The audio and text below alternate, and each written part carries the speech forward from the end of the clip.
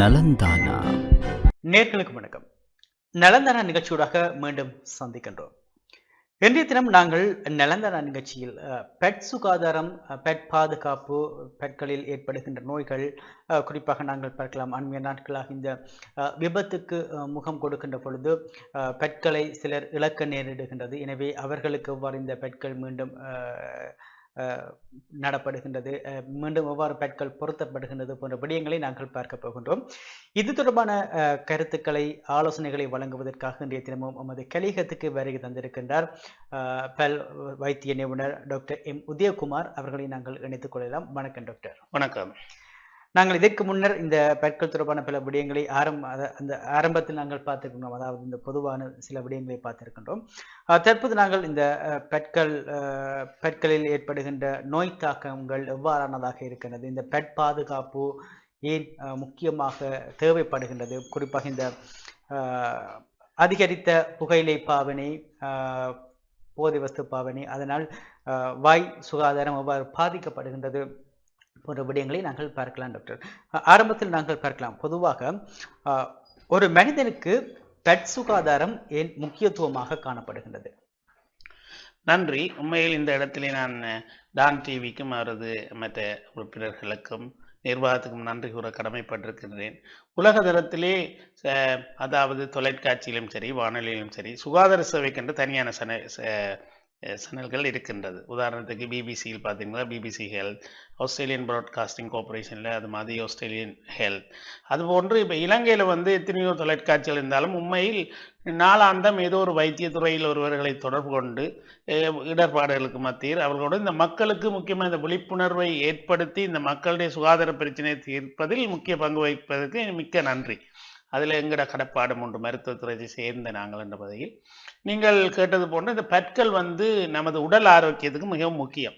அதாவது பற்களை நாங்கள் சிரிப்பதற்கு, கதைப்பதற்கு, பாதிப்பதற்கு பதிலாக தற்பொழுது நவீன ஆராய்ச்சிகள் என்ன சொல்வதென்றால், இந்த பற்களில் இருக்கின்ற வாயில்கள் இருக்கப்படும் கிருமிகள் என்ற தாக்கத்தால் எங்களோட உடல்நிலைகளில் சில பாதிப்புகள் ஏற்படலாம். அது இருதய நோய்கள், மற்றது ஸ்ட்ரோக் என்று சொல்லப்படுகிற சில மூளை சம்பந்தமான வருத்தங்கள், இதுகளுக்கு இந்த பெட் சுகாதாரத்தை நாங்கள் சிறப்பாக பேணாவிட்டால் இந்த நோய்களுக்கு ஒரு மூல காரணியாக அமைந்து விடுகின்றது.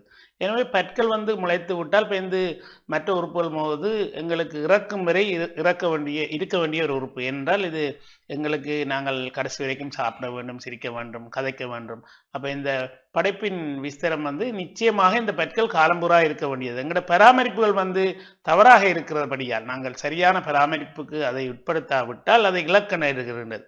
நீங்கள் கேட்டது போன்று நிச்சயம் இந்த விபத்துக்கள் இப்போ ஒரு வடபகுதியிலே ஒரு கோமனாக இருக்கின்றது, வாகன விபத்துக்கள். அதனால் நாளாந்தம் நாங்கள் எங்களது சிகிச்சை நிலையத்தில் கூட பற்களை இழந்து வருவதுகள் நாங்கள் சாதாரணமாக பார்க்கக்கூடியதாக இருக்கின்றது. 20, 22, 24 வயதிலேயே அவர்கள் தங்களது முன் பெட்கள் விபத்தால் உடைக்கப்பட்டு அதை இழந்து வருகின்றார்கள். அவர்களது அந்த மனநிலையை நான் பார்த்திருக்கிறேன். அதாவது பற்களை இழந்தவுடன் அவர்களது மனம் மனநிலை சரியாக பாதிக்கப்பட்டிருக்கும். அதாவது திடீரென்று என்னோடு கதைக்க முடியாது, மாஸ்க் போட்டு கொண்டு தான் வருவார்கள். எங்களோடு கூட அதை எடுத்து விட்டு கதைப்பதற்கு சிரமப்படுவார்கள். அப்பொழுது நிச்சயமாக அந்த இளம் வயதிற்கு நான் இந்த இடத்திலே சொல்ல வேண்டியது என்னென்றால், நிச்சயம் இந்த விபத்துகளை தடுப்பதற்கு நாங்கள் முக்கிய பங்கு கொடுக்க வேண்டும். என்றால் விழுந்தவுடன் முதலாவது பகுதி முகமும் பற்களும் தான் உடைபடுறது, இரண்டாவது கால், கை, மூளை என்பதற்கு அப்பால பாதிக்கப்படுறது கூட. ஆகவே நாங்கள் பற்களின் ஆரோக்கியத்தை தெரிந்து வைக்கின்ற அளவுக்கு இந்த பற்களை எப்படி நாங்கள் நிலையாக நாங்கள் வைத்திருக்கலாம் என்ற விஷயங்களை நாங்கள் நீட்டாக கற்றுக்கொள்ள வேண்டும். அதாவது வீட்டில் கூட சில தாய்மார்கள் பிள்ளைகளை சில கவனக்குறைவால் இருக்கும்போது அவர்கள் விளையாடுவார்கள், பல பகுதிகளில் ஏறுவார்கள். அப்பொழுது அந்த பற்கள் உடைந்து விடும். அந்த பற்களை உடைத்து விட்டு அவர்கள் வரும்போது எதுவும் இருக்கும்போது எங்களுக்கு தெரியாது, இழந்தவுடன் தான் அதன் நிலப்பாடு எங்களுக்கு விளங்கும். உடனே இழந்தவுடன் சிலவர்கள் அழுது கொண்டு வருவார்கள், உறவினர்கள் 4-5 பேர் சேர்ந்து வருவிடும். அப்ப இந்த பற்கள் இவ்வளவு முக்கியமானவர்களை அவர்கள் உணர்ந்திருந்த போதும் உண்மையாக அதை பாதுகாப்பதற்கு தவறி விடுகிறார்கள். இந்த சந்தர்ப்பத்திலே நான் குறிப்பிட வேண்டிய விஷயம், இந்த பற்களை நாங்கள் இழந்தால், அதாவது ஒரு பல்லை மேலும் மேலும் பற்களை நாங்கள் இழந்தால் உண்மையால் எங்களை இலங்கை காசுக்கே 20-25 லட்சம் கொடுத்து நாங்கள் பல்லெல்லாம் நட்டு அதை திருப்பி வளமை நிலைமைக்கு கொண்டு வரணும். அதாவது பலர் கேட்பார்கள், பற்களை எப்படி திருப்பி அதாவது திருப்பி நாங்கள் மீள அந்த பற்களை அமைப்பதென்று அதுக்கு பல முறைகள் இருக்கின்றது. அதாவது வயதான காலத்தில் இந்த பற்களை இழப்பது வந்து பொதுவான பிரச்சனை. அதாவது இலங்கையில், வெளிநாடுகளில் பார்த்தீர்கள் என்றால் சிறு வயதிலிருந்தே அவர்களது பற்களது ஆரோக்கியத்தை பாதுகாப்பதற்கு பாடசாலை ஊடாகவும் மருத்துவ நிலையங்கள் ஊடாகவும் 6 வயதிலிருந்தே அவர்கள் பொதுவான கிரகங்களை மேற்கொள்வார்கள். எமது நாட்டில் வந்து ஏதாவது பிரச்சனை வந்தவுடன் தான் நாங்கள் ஓடுவோம். உண்மையா அந்த நிலை மாறி மருத்துவரிடம் போய் இப்ப பாத்தீங்களா எனது சிகிச்சை நிலையத்துக்கு நிச்சயமா நான் பார்ப்பதற்கு காசு எடுக்கவில்லை. பெரும்பாலான டாக்டர் அப்படித்தான் பற்களை வந்து நாங்கள் இந்த நேரம் போய் காட்டலாம் எனக்கு என்ன பிரச்சனை இருக்குது என்றால் பெரிய சிலவான விஷயம் இல்லை.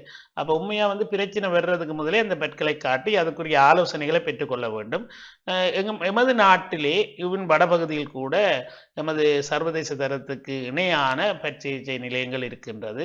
அதுல வந்து வெளிநாட்டில் என்னென்ன நவீன வசதிகள் இருக்கிறதோ அந்த வசதிகள் மூலம் பற்களை திருப்பி நட்டு அதுக்குரிய பற்களை சாப்பிடுவதற்கு அவர்களோட வளமையான செயற்பாடுகளை மீள்கொண்டு முடியும். அந்த உண்மையை இழந்த விட்டு நாங்கள் செய்வதை விட முக்கியமான விஷயம் நீங்கள் கேட்ட மாதிரி பல்லாக்குற எப்படி அதை பாதுகாக்கலாம் என்றுதான் முக்கியம். அப்ப இழப்பதுன்றது ஒரு குமனான விஷயம். இழந்த பிறகு கலட்டி போட்டுற பல்லு என்று சொன்னா நிச்சயம்.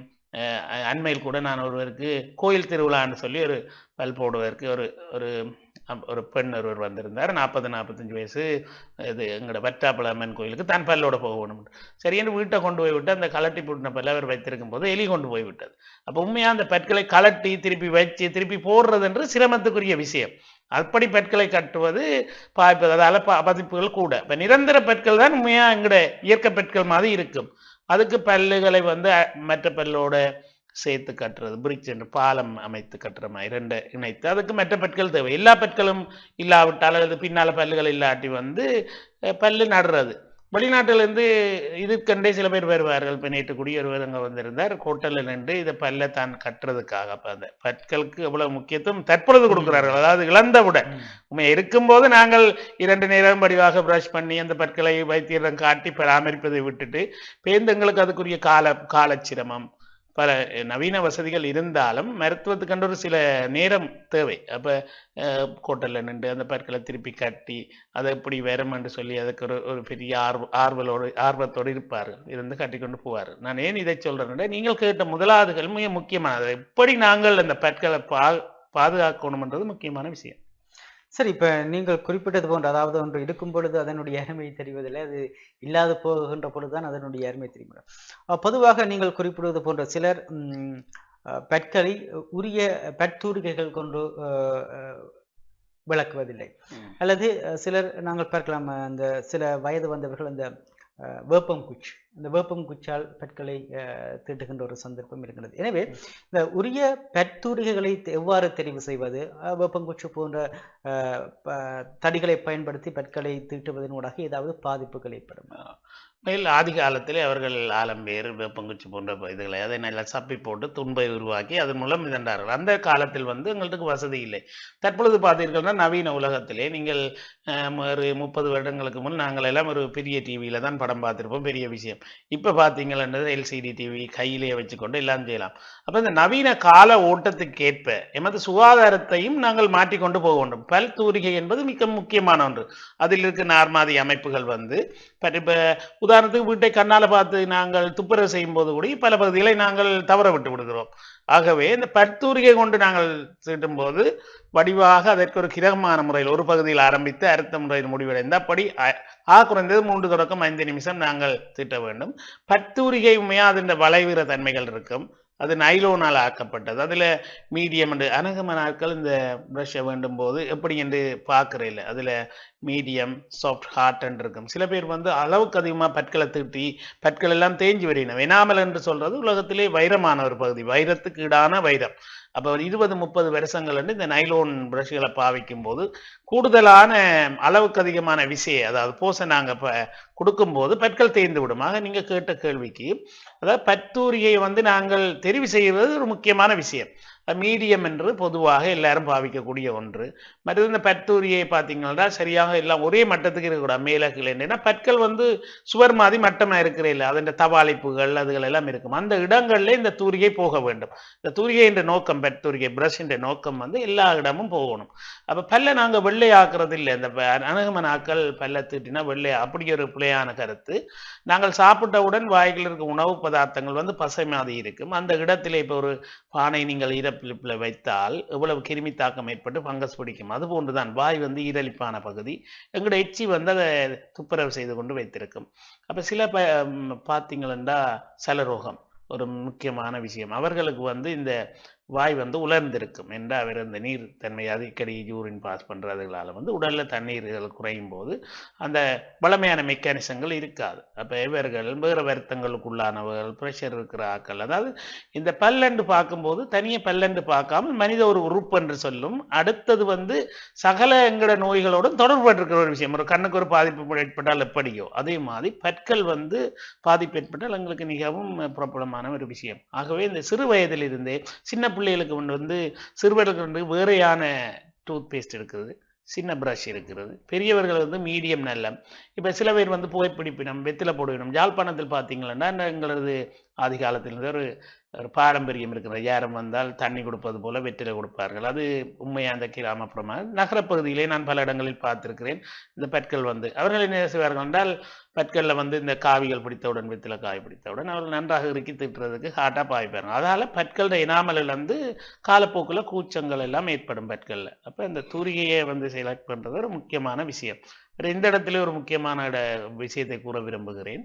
இலங்கையில் வந்து புற்றுநோயில் வந்து மிகவும் 30-35% வந்து வாய்ப்புற்று நோய். மிகவும் கூடிய புற்றுநோய் வந்து வாய்ப்புற்று நோய். நவீன ஆராய்ச்சிகள் மற்ற உலக சுகாதார ஸ்தாபனம் இவர்கள்லாம் சேர்ந்து அந்த புற்றுநோய்க்கண்டே பல வேலை திட்டங்களை ஆரம்பித்திருக்கிறார்கள். அதாவது எப்படி இப்போ ஒரு புற்றுநோய் ஏற்பட்டால் வாய்க்க பிரச்சனை வந்தால் அவற்றை ஆயுள் காலம் வந்து ஒரு 5 வருடங்கள் தான் நாங்கள் எதிர்பார்க்கலாம். ஏனென்றால் எந்த ஒரு புற்றுநோயும் அப்படித்தான். அப்போ அதை வந்து நாங்கள் குணப்படுத்த முடியாது, வேறு இடங்களுக்கு பரவாமல் தடுக்க முடியும். ஆகவே இந்த வெற்றிலை பாக்கு போடுவதால் வார பிரச்சனைகள் வந்து மிகவும் ஒரு அபாயகரமானது. ஆகவே இந்த வைத்தியரிடம் போது தங்களை 6 மாதத்துக்கு ஒருக்கா காட்டும் போது சில போல ஏழியாவே அந்த மருத்துவர் வந்து கண்டுபிடித்துருவார், இவருக்கு வாய்க்கு ஒரு சின்ன பிரச்சனை வருது. அந்த இடத்தில் நாங்கள் அவதானமாக இருந்தால் இதிலிருந்து தப்பிக்கொள்ளலாம். தொடர்ந்தும் சிறிது இடைவெளியை தொடர்ந்து இணைந்திருப்போம். நலந்தானா சிறு இடைவெளியை தொடர்ந்து நிலந்தன நிகழ்ச்சியோடாக இணைந்திருக்கின்றோம். இந்த நிலந்தன நிகழ்ச்சியில் நாங்கள் இந்த பெண்களினுடைய சுகாதாரம் தொடர்பாக நாங்கள் பார்த்து கொண்டிருக்கின்றோம். இது தொடர்பான பல்வேறு கருத்துக்களை கூறிக்கொண்டிருக்கின்ற பல் வைத்திய நிபுணர் doctor M Udayakumar sir. Doctor, இப்போ நீங்கள் இதற்கு முன்னர், அதாவது இந்த பற்துறையை எவ்வாறு தெரிவு செய்ய வேண்டும், பெண்களினுடைய சுகாதாரம் எவ்வாறானதாக இருக்க வேண்டும் போன்ற விடயங்களை நீங்கள் கூறியிருக்கிறீர்கள். சரி, நாங்கள் பார்க்கலாம். அதாவது நீங்கள் இதற்கு முன்னர் கூறிய ஒரு விடயம், அதாவது இந்த இலங்கையில் வாய் புற்றுநோய் அதிகமாக காணப்படுகிறது, குறிப்பாக இந்த வெற்றிலை பாக்கு மெல்லுவதன் ஊடாக. எனவே இந்த வெற்றிலை பாக்கு மெல்பவர்கள் அல்லது பொதுவாக ஒருவர் பற்களை வந்து கிளீன் பண்ண வேண்டும் என்று நினைத்தால் அவர்களுக்கான சிகிச்சை முறைகள், அவர்களுக்கான இந்த செயற்பாடுகள் எவ்வாறானதாக இருக்கின்றது? உண்மையில் ஒரு நல்ல விஷயம். அதாவது உலக மற்ற சர்வதேச நாடுகளில் வந்து சிறிய வயசிலிருந்தே பற்களை வந்து அவர்கள் வந்து வைத்தியரிடம் சென்று பரிசோதிக்க வேண்டும். அந்த இடத்திலே அவர்கள் பார்ப்பார்கள் இவருக்கு நிரந்தர பாட்பற்கள் 2 விதமான பற்கள் இருக்கின்றன. பாட்பற்கள் வந்து 7 மாசத்தில் முளைக்க துவங்கி 2.5 வயசத்தில் நிறைவடைந்து விடும். இப்போ 6 வயசு ஆகும்போது நிரந்தர பல் முளைப்பதற்கு ஸ்டார்ட் பண்ணும். 18 வயசுல அநேகமாக அவர்களுக்கு எல்லாம் 32 பல்லுகள் வரக்கூடிய வாய்ப்புகள் இருக்கு. 32, 28 பல்லு கண்டிப்பாக வந்துவிடும். அப்போ இந்த 6 வயசுலேருந்து 18 வயசுன்றது வந்து பெரிய ஒரு காலப்பகுதி. 12 வருஷம் நாங்கள் வாய் வந்து எந்த நேரமும் ஒரு சாப்பிட்ற பகுதி. இப்போ நீங்கள் பார்த்தீங்கன்னா ஒரு பிஸ்கட்டை சாப்பிட்டா கொண்டா நாங்கள் எப்படி அது பசமாதி அதில் பிடிச்சிருக்கும், அதாவது வாய்க்குள்ள எச்சி வந்து ஒரு கிளீன் பண்ணுற எஃபெக்ட் இருந்தாலும் நாங்கள் வந்து சின்ன சின்ன இடங்களில் ஒட்டி இருப்பேன். இப்போ இவை வந்து வாய்க்குள்ள இருக்கிற கல்சியம், உமிழ் நீரில் வந்து கல்சியம் இருக்கிறது. அப்போ அந்த கல்சியத்தோட சேர்ந்து கல்லாகிவிடும். அப்போ கிணத்துல கல்ல எப்படி பாசி இருக்குதோ அது மாதிரி கிருமிகள் அந்த இடத்துல ஒட்டி பற்களும் எலும்பும் ஒரு நார்த்தன்மையான ஒரு அமைப்பால் இணைக்கப்பட்டிருக்கும். அப்போ இதுகளில் வந்து நச்சு பதார்த்தங்கள் வந்து அதை டேமேஜ் பண்ணி பற்களை ஆட வைக்கும், முரசு வீங்கும். அப்போ உண்மையாக இதுகள் படியாமல் இருக்குது. நீங்கள் எப்படித்தான் பற்துரியை கொண்டு ப்ரஷ் பண்ணினாலும் 100% உங்களால் பற்களை திருப்திப்படுத்த முடியாது. ஆகவே வைத்தியரிடம் போய் உட்பகுதி, வெளிப்பகுதி, இடைப்பகுதி, சில இடங்களில் சில பேருக்கு இடவழிகள் கூட இருக்கும், நெருக்கம் கூட இருக்கும். அப்படியான இடங்கள்ல தூரியர்கள் சரியாக சென்று அதை கிளீன் பண்ணார். அப்போ இப்ப நீங்கள் கேட்ட கேள்விக்கு சரியான பதில், நிச்சயம் ஒருவர் ஆக குறைந்தது 1 வருஷம் உண்மையாக சர்வதேசத்தால் ஏற்கப்பட்ட அளவு 6 மாதங்களுக்கு ஒரு தடவை பல்வைத்தியம் சேர்ந்து கிளீன் பண்ண வேண்டும். இப்போ வெளியிலேருந்து வர ஆக்களை பார்த்தீங்கன்னா முதலாவது வந்தவுடன் உடனே போய் அடுத்த நாளே இங்கே டாக்டர்கிட்ட போய் உடனே பல்ல கிளீன் பண்ணத்தான் வருவினோம். அதாவது காரணம் என்னென்னா வெளிநாட்டில் அதுக்கான காசுகள் கூட சரியான எல்லாத்துக்குமே காசு. ஒரு பல் கிளீன் பண்ணா $300, எங்கட காசு 20,000 25,000 பேர். அப்போ அவர்கள் அதை செய்து கொள்றாங்க. அப்போ எங்கட மக்கள் என்ன செய்யணும்னா தங்களுக்கு பிரச்சனை வர மட்டும் பார்த்து கொண்டிருக்காம இப்போ வெத்தில காவி பிடிச்சிட்டு நல்ல கருப்பாக அந்த இடத்துல நீங்கள் போய் காட்டும்போது பற்களை கிளீன் பண்ணும்போது முந்தி கையால் கிளீன் பண்ணி இழுத்துலாம். இப்போ அல்ட்ராசோனிக்ன்றது எந்த ஒரு கூச்சம் நோ வராது. அவர்களுக்கே தெரியாது. நாங்கள் கையில் பிடிச்சி குடி காட்டுவோம். சின்ன பிள்ளைகள் கூடி முதல் பயப்படுவினோம், இப்போ இதெல்லாம் செய்வினோம். இப்போ இந்த பல்லு கிளீன் பண்ணுறது முக்கியமான ஒரு விஷயம். வெத்தில காவி என்று மட்டும் இல்லாமல் நான் சொன்ன மாதிரி இந்த கல்சியம் ஆக்கள் சொல்லினோம், இந்த ஜாழ்ப்பாண தண்ணி வவுனியா தண்ணி அதெல்லாம் கல்சியம் பிடித்திருந்த உண்மையா இல்லை. வெளிநாட்டில் இருக்கிறவர்களுக்கும் இதே பிரச்சனை இருக்கிறது. ஆனால் அவர்கள் கிரகமாக செய்து கொள்கிறார். 1 வருஷத்துக்கு ஒருக்கா அப்போ டைம் கிளீன் பண்ண வேண்டும். சில பேர் பல்லு கிளீன் பண்ண ஆடி விடும் என்று கேட்பார்கள். உண்மையா அதுக்கும் தொடர்பில்லை. இல்லாட்டி இப்போ பல்ல பிடுங்கினா கண்ணுக்கு பழுதடையும் என்று முந்தைய ஒரு கன்செப்ட் இருந்தது. அப்படி இல்லை. ஒரு 65 வயசில் பல்ல பிடுங்க அந்த நேரம் கண் பார்வையும் குறைஞ்சா அவர்கள் அதோட சேர்த்து பார்ப்பார்கள். அதுதான் உண்மையான விஷயம். அப்போ இந்த பற்களை கிளீன் பண்ணுறது எப்பொழுதும் பாதிப்பு இல்லை. இப்போ இதெல்லாம் ரிசர்ச் செய்து அறிவியல் ரீதியாக ஒரு உறுதிப்படுத்தப்பட்ட விஷயங்கள். ஆகபடியாக மக்கள் நிச்சயம் தங்களோட பற்களை 1 வருஷம் கிளீன் பண்ண வேணும். சலரோகம், சில இருதய வருத்தக்காரர்கள் போன்ற சில உடல் உறுப்புகள் சில உபாதைகள் பற்களை இன்னும் பிரச்சனைக்கு உள்ளாக்கும். ஆகவே 2 விதமாக நடக்கும். அதாவது அதால இது வரலாம், இந்த பிரச்சனையால அதுவும் வரலாம். ஆகவே பற்களை கிளீன் பண்ணி நாங்கள் வச்சிருக்கிறதால மற்ற உறுப்புகளுக்கும் நல்ல நாங்கள் அந்த வேறு நோய்களில் இருந்து எங்களை பாதுகாத்து கொள்ளலாம். வெத்தில போடுவர் பல்லு கிளீன் பண்ண போகும்போது நிச்சயம் பல்க வெள்ளையாக்கினா அது அவருக்கு ஒரு மோட்டிவேஷனாக இருக்கும். திருப்பி அவர் வெத்தில போட மாட்டார். சொல்ல நான் 2லேருந்து விட போகிறேன், கிளீன் பண்ணி பாலிஷ் பண்ணி விட்டா பழைய மடிவாக இருக்கும். அவருக்கு இப்போ அந்த திருப்பி கரப்பாக்குறதுக்கு விருப்பம் பெறாது. அப்போ உண்மையாக கிளீன் பண்ணுறது ஒரு நல்ல விஷயம். பல்ல கிளீன் பண்ணுறது உலகத்தால் ஏற்கப்பட்ட விஷயம். 6 வயசுலேருந்தே செய்யலாம். சில பேருக்கு இப்போ எத்தனை வயசுண்டு நிரந்தர பெட்கள் 6 வயசுலேருந்து வர துவங்கிடும். எல்லா அந்த சிறு வயது பெட்களும் அந்த வயசுல இருக்கும். அப்போ அவர்களுக்கு பல்ல கிளீன் பண்ணலாம். தண்ணி தான் அதில் வரும். நோவு இருக்காது. நோவுண்டா கூட நீங்கள் வைத்தியிடம் சொல்லி எனக்கு நோவுது நான் செய்யலை என்று போகலாம். ஆனால் நோக முதலே நீங்கள் பயந்து போகாமல் வைத்தியிடம் போகாமல் வீட்டிலிருந்து வருஷக்கணக்கில் 50 55 வயசுல பற்கள் நான் இங்கே கண்டிருக்கேன். 25 30 வயசுல ஆசிரியராக இருக்கிற பற்களை கூடி பழுதாகி விட்டு வருவார்கள். என்றால் அதுக்குரிய போதிய அறிவும் இல்லை. எங்களோட நாட்டில் அதுக்குரிய நடைமுறைகள் சரியான இதில் பின்பற்றுறதும் இல்லை. மக்கள் அறிவு அதுக்கு இருந்தாலும் ஒரு பயம். நாங்கள் அங்கே போகிறதால எங்களோட பல்ல இன்னும் பழுதாயிருமோ. சில பேர் சொல்லுவார்கள் கிளீன் பண்ண அப்புறம் தான் எனக்கு இப்படி நடந்தது. உண்மையான கருத்தப்படி இல்லை. அது கிளீன் பண்ண விட்டுருந்தா அதை விட இன்னும் வேர்ஸாக வந்திருக்கலாம். சரி, இந்த முரசு கரைதல், அதாவது இந்த பற்களை கிளீன் செய்கின்ற பொழுது சிலர் கூறுவார்கள் அதுக்கு பிறகு பல்லை கிளீன் பண்ண அப்புறம் எனக்கு முரசு கரையுது. இதை பொதுவாக நாங்கள் பார்க்கின்ற பொழுது ஒருவர் நமக்கு அருகில் இருந்து கதைக்கின்ற பொழுது அவருடைய வாயிலிருந்து ஒரு துர்நாற்றம் வரும். இதற்கான காரணம் என்ன? முக்கியமாக இது ஒரு நல்ல விஷயம். சில பேர் நேரடியாக மெதுவாக கூடி நேற்று ஒருவர் லண்டன்லேருந்து அவ ஒரு பெண் 45 வயசு இருக்கும்போது சொன்ன தனக்கு மெட்டாக்களோடு கதைக்கும் போது கஷ்டமாக இருக்கும், தனக்கு வாய் மணக்க வேண்டும். சில வாய் மணக்கிறதுக்கு பல காரணங்கள், துர்நாற்றத்துக்கு பல காரணங்கள் இருக்கின்றது. ஆனால் முக்கியமான இப்போ ஒரு உடல் அல்சர் இருந்தால் கூடி வாய்மனம் ஏற்படும். ஆனால் முக்கியமாக 95% ஆட்களுக்கு வாயில் வர பிரச்சனை எங்களோட வாய்க்குள்ள இந்த இதை படிக்கிறபடியாக, அதாவது பிளாக் என்று சொல்லப்படுற இந்த கிருமிகள் அதில் ஒட்டி இருக்கிறபடியே கிருமி தாக்கத்தால் தான் இந்த வாய் மணக்கிறது. சில பேர் இப்படித்தான் காலமையும் ப்ரஷ் பண்ணுவினோம், முதலும் ப்ரஷ் பண்ணிவினோம், வாய் மணக்குதுன்னு சொல்லுவோம். உண்மையாக என்னென்றால் அவை இப்போதான் அதை கிரமமாக செய்யின மொழியை அந்த பெற முதல் அவை அதை பராமரிக்க இல்லை. இப்போ அந்த இடத்துல ஏற்கனவே முரசு கரைந்து, முரசுகள் முக்கியமான விஷயம். நீங்கள் கண்ணாடியில் பல்லு திட்டும் போது பாருங்க, உங்களுக்கு ரத்தம் வந்தா சரி, அல்லது முரசு வீங்கி இருந்தா, வாய் துர்நாற்றம் இருந்தா, பல்ல கூச்சம் இருந்தா, பல்ல அசைகிற மாதிரி ஒரு உணர்வு ஏற்பட்டால் நிச்சயமாக நீங்கள் பல் வைத்தியரிடம் சேர்ந்து காட்ட வேண்டும். அந்த இடத்துல உங்களுக்கு அந்த முரசுல வருத்தம் தோன்றிவிட்டது அர்த்தம். ஆகவே இந்த நீங்கள் சொல்ற மாதிரி வாய் துர்நாற்றம்ன்றது நிச்சயமாக இந்த உங்களை பற்களில் ஏற்படுற பிரச்சனை தான் மூல காரணம். எனவே நீங்கள் ஒரு பல் வைத்தியரை சென்று அதுக்குரிய ஆலோசனை பெறும்போது அவர் கிளீன் பண்ணினா சரி வரும் என்று சொன்னால் நிச்சயம் இல்லை, பல் ஆடிவிடும் அல்லது எனக்கு நடந்து விடும் பயப்படாமல் நிச்சயம் அது மருந்துகள் இருக்கின்றது முரசு வீக்கத்தை குறையும். ஆனால் அது ஒரு டெம்பரரி சொல்யூஷன் ஒரு 10 நாள் 20 நாளைக்கு இருக்கும். இப்போ வெளியிலேருந்து கேட்பின எங்களுக்கு அண்ணாக்கு இப்படி இருக்குது மருந்து தாங்க நாங்கள் சொல்கிற விஷயம் மருந்தை கொண்டு போய் காலம்பூரா போட்டு கொண்டு இருக்க முடியாது. அப்போ அந்த இடத்துல முரசு வீக்கங்கள் அது குறையும். வேறு சல ரோகம் இப்படியான சல ரோகம் ப்ரெஷர் அது உடலில் இருக்கிற மற்ற வருத்தங்கள் ஆக்களுக்கு இன்னும் இப்போ சில பேர் பல்லை திட்ட மாட்டோம் அவைக்கு வாய் மணக்கிறது இருக்காது. சில பேர் ஒவ்வொரு நாளும் முடிவாக பல்ல பராமரிப்பினும் அவைக்கு இப்போ பார்த்தீங்கன்னா ஒரு சிகரெட் குடிச்சா குடி சில போல கேன்சர் வரலாம், கணக்கு குடிக்கிறவருக்கு வராமல் இருக்கலாம். அது மாதிரி மருத்துவம்ன்றது மிராக்கிள். அதாவது பற்களை நாங்கள் பராமரித்தமாக இருந்தால் அந்த பல்ல பிரச்சனை வராது. அதுக்கான நான் திட்டுறையில் எனக்கு வரையிலேன்னு இருக்கக்கூடாது. எப்போ ஒரு நேரம் அது அவருக்கு அந்த பிரச்சனை வரும். சார் டாக்டர், அடுத்தாக நீங்கள் குறிப்பிட்டவருடைய அதாவது இந்த ப்ரெஷர் டயபெட்டிக் அவர்களுக்கு அவர்கள் அந்த நோய் பற்களில் எவ்வாறு தாக்கத்தை ஏற்படுத்தும் என நீங்கள் கூறுறீங்க.